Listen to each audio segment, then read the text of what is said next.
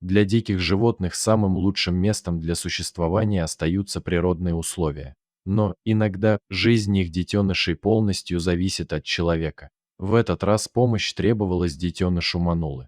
Его мать поселилась в заброшенном вагоне, а когда пришли люди, чтобы отвезти его в ремонт, она испугалась, убежав в лес, оставив своего малыша. Сегодняшняя история посвящена дикому котенку, которого взял к себе человек. Позаботиться о найденыше решила семья Кирилюк.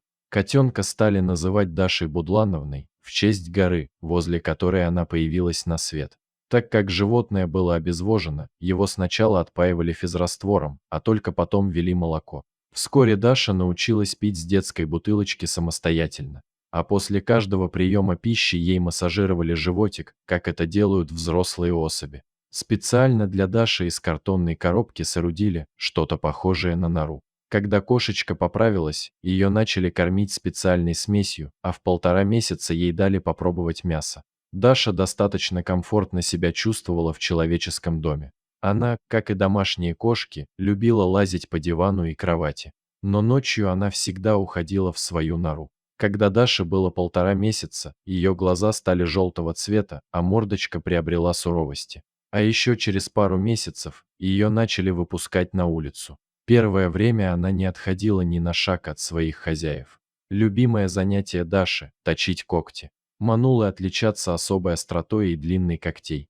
Это касается даже их детенышей. В семье, кроме Даши, живут еще 2 кошки и кот.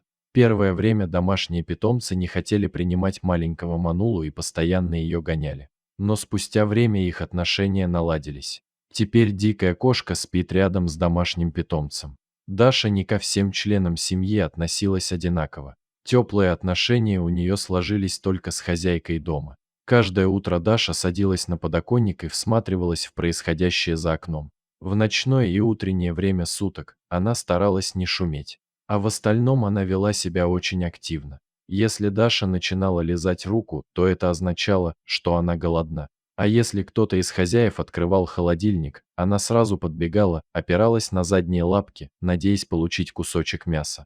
В этом она очень была похожа на обычных домашних кошек.